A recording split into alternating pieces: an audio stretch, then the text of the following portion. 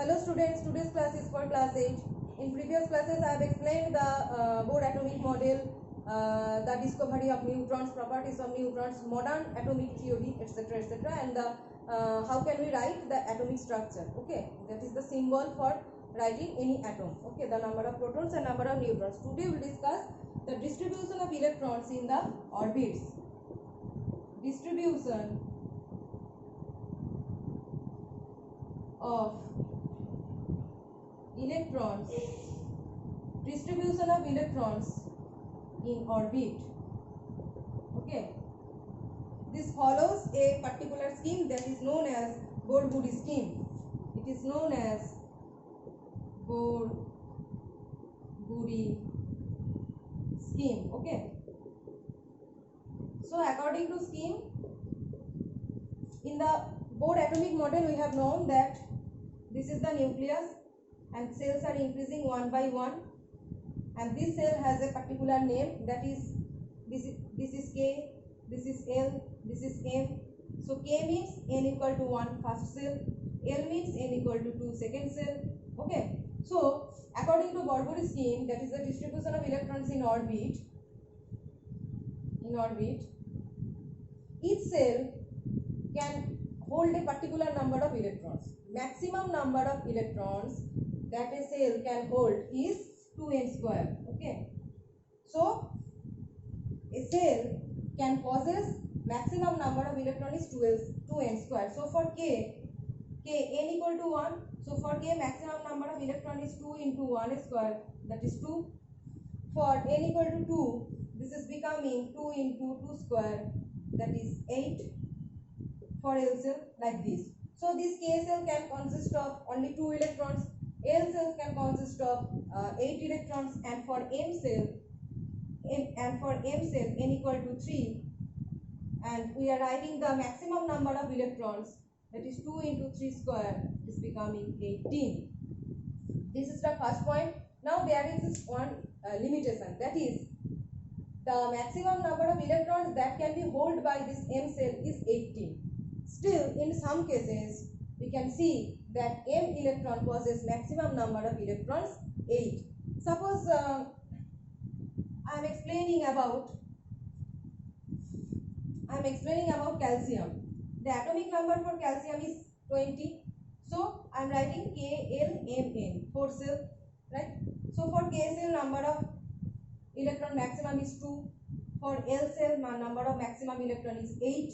Right, so 8 plus 2, it is becoming 10, and the remaining 10 you should write like this, because you have heard that maximum number of electrons can be M orbital can possess maximum number of electrons is 18 according to 2n square rule. So you should write like this, but this is not true. Okay, actually it exists as 2 8 8 2, like this. 2 8 10 plus 8 18 plus 2 20. Why? Because when an orbit possesses this 8 electron, it becomes more stable. Okay, instead of carrying 10 electron, if it fixes its holding power to 8 electron, it becomes more stable. When it is 2, that is okay. It is 2, that is okay. But between this L and M cell, L has maximum capacity 8, okay, but when according to this M cell, when there exist more electrons, more than 8, then it wants to take only 8 electrons in this M cell, and it is other electrons are going to the next cell. This is the most stable form. Okay, that's why. So the second point becomes,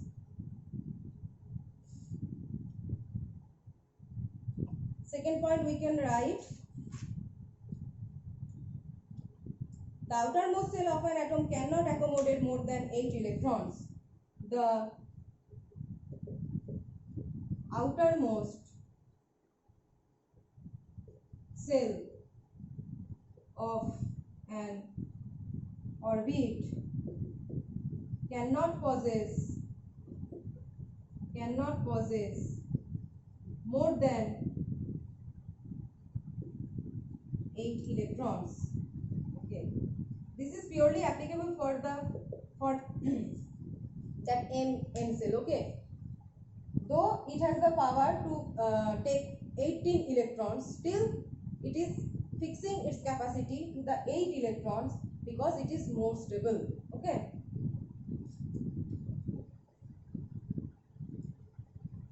So while the outermost orbital cannot possess more than 8 electrons, there is one exception, that is helium atom.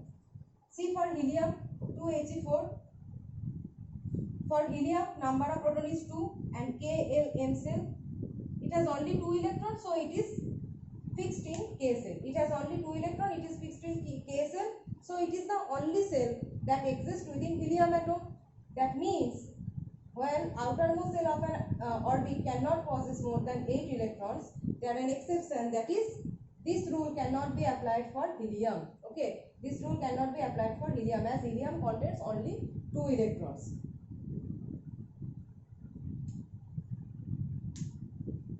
So to become stable, outermost orbital are possessing 8 electrons except helium. This is the another point.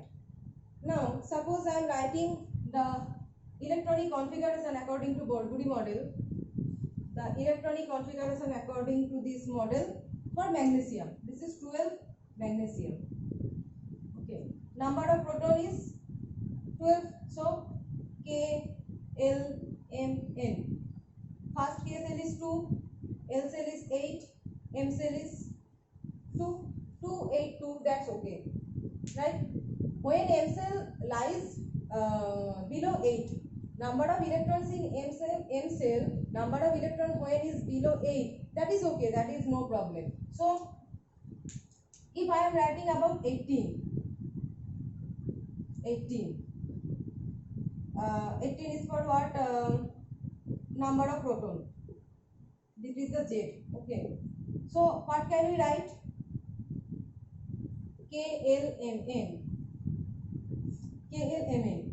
So this is 2, 8, 8. Right? Up to this okay. But whenever the atomic number Z is becoming 19, problem is there. That is, everyone should write 2, 8, 9. Right? 2, 8, 9. As M cell can possess 18 electrons, everyone should write 9, but it is not stable. It will take 2, 8, 8. 8 is most stable, and the other 1 electron will go to the N cell. So 2, 8, 8, 1. And after that, we are taking 20. It will become 2, 8, 8, 2. It is 21. It will become 2, 8, 8, like this. Okay. So these are the total Borburi scheme we are explaining. So in the next class, we will discuss about mode atomic structure. According to mode atomic structure or the mode atomic electronic distribution in the cells, we will see the application of this scheme. Okay.